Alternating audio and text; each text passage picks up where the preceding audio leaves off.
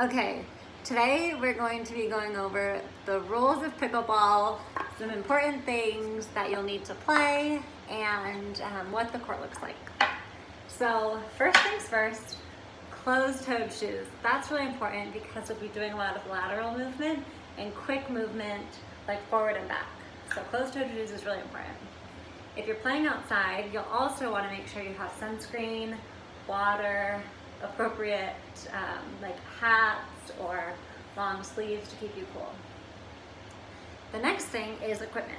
So these are pickleball paddles. You can get these at any sports store, but these are pretty light. They're made of graphite. They're nice to play on, and they have like a pretty good size base, which is important, especially as a beginner to hit the ball. You don't want anything really small because you have a smaller surface of contact. The next thing is your actual pickleball.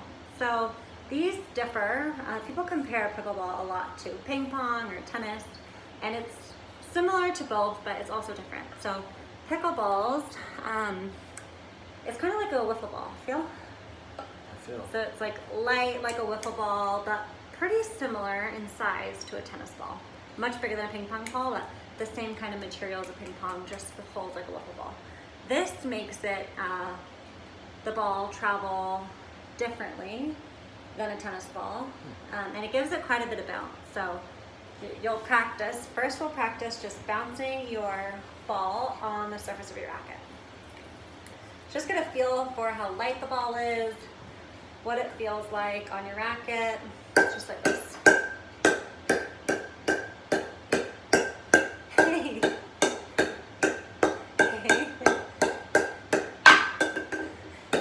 Good job. You see if you can get 5 in a row. Okay, great. So what did you notice about the ball? Oh, it just felt a lot like a wiffle ball. It bounced off the racket quite nice. It didn't feel, felt more like a ping pong ball bouncing off a ping pong racket, just magnified. Didn't feel like a tennis ball. Yeah, it doesn't feel like a tennis ball, does it? So interesting. Yeah. Because it looks like, color-wise, like a big tennis. Color and size, yeah, for sure. Yeah. There are specific balls you can play outdoor or indoor. These are both. So at your sporting goods store, you can find balls for both indoor or outdoor or multi-surface, which these are. Okay, so these are a couple of the supplies you'll need. Closed-toed shoes, sunscreen, hats, athletic clothing, water, your paddle, your pickleballs, and another important thing is the court. So pickleball is Do they have courts around here? They do. So there are courts around, and oftentimes you can convert a tennis court into a pickleball court. Interesting. So the measurements are a bit different, but you can just mark it off and play. Okay. A tennis court fits 4 pickleball courts. So that kind of gives you an idea of size. Okay, so I'm going to draw the court for you and explain some important rules. So I'll go over measurements in a second, but this is not to scale. But it's similar to tennis in that if the ball lands on the line, the ball's in. Let when you're serving, you hit the net and it bounces over, you get a let. Okay, so pickleball, let's say the net is right here. So this area, we'll talk about this in a second when we talk through rules, but okay. So just drawing out the net here. It's really detailed. Just want to make sure you understand. Okay. So here is your pickleball court. So we have your baseline, your sidelines, and then we have the net right here. And then you see these 2 lines on each side of the net. This area in between the net and that line, this whole area, Yeah. that's called the no volley zone or the kitchen. So it's kind of like badminton, where you like aren't allowed to slam it that close. Kinda. We'll talk about it in a second, but yeah, this area is just called the no volley zone or the kitchen, and it's on both sides of the net, and that's really important. That is important. Similar to tennis, you serve to the opposite side of the court, and you'll need to get it in that box. So you serve from here to here? Nope. This side of the net to this side of the net, opposite diagonal. I thought there were 4 courts on a tennis court. No, this is a pickleball court. Oh, yeah. So there's 4 of these on a tennis court. Oh. Okay? So the basic rules. It is played either as doubles, so 2 players per team, 4 total, or as singles, but doubles is most common. The same size playing area and rules are used for both singles and doubles. So it's not like tennis where you have your alleys for doubles. It's the same for singles and doubles. The serve. So the serve is what starts the game, right? The serve has to be done underhand. So, that's your paddle. So this is kind of like badminton again. Kind underhand of. serves. It's like kind of a blend. So this is, I've played with that, that's why it's like that. So in pickleball, I'm just going to sample, so maybe scoot your head back. Oh, Yep, sorry. don't want to hit you. So in pickleball, you're going to serve underhand just like this. Good serve. Thanks. You want to give it a try? I would love to. Okay, underhand. Oh, okay, that was great. So you serve underhand. That's much different than tennis, kind of similar to ping pong, I guess, but underhand.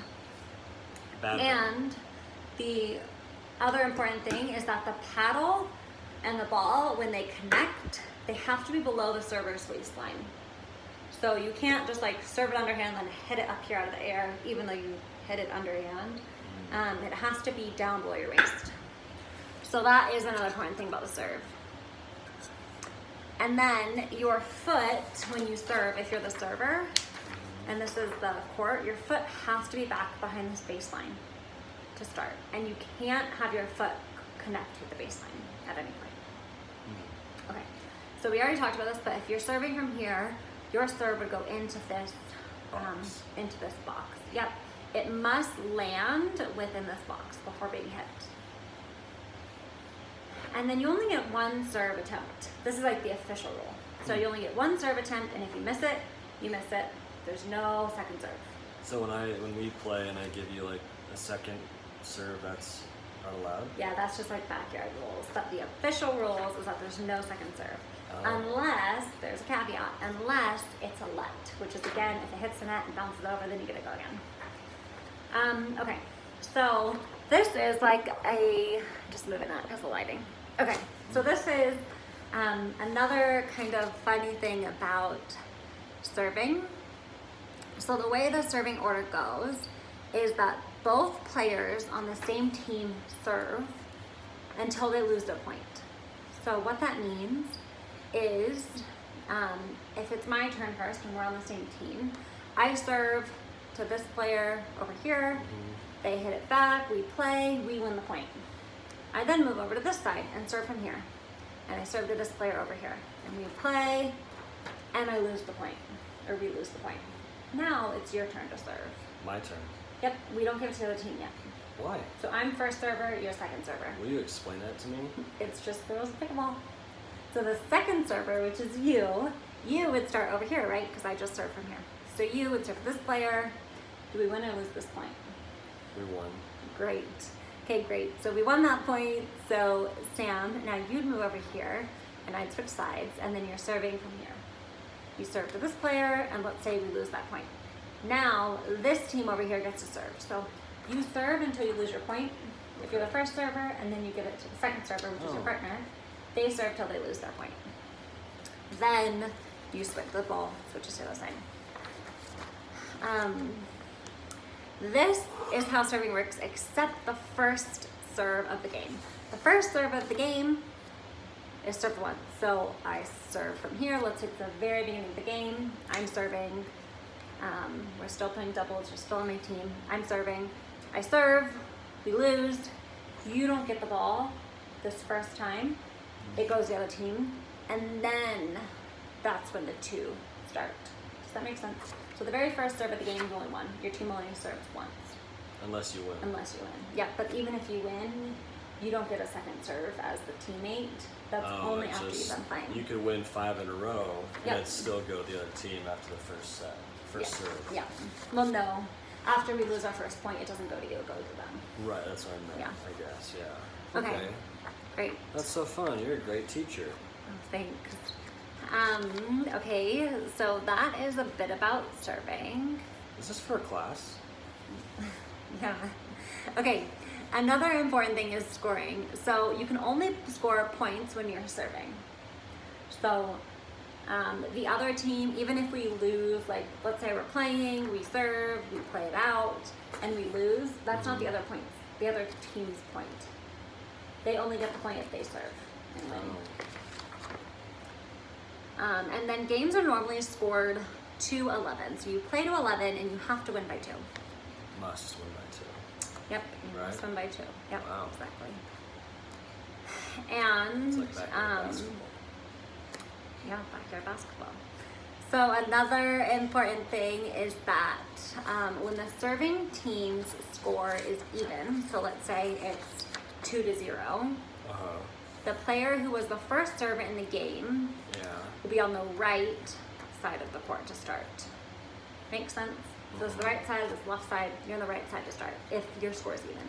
If you're serving and your score is odd and you're the first server, you'd be on the left. The second server, this doesn't matter because the second server just serves on whatever side they are at when the first server loses their point. Okay. This is another like tricky rule. There's a couple of like pickleball rules that are like pretty tricky. So the second rule is the 2-bounce rule.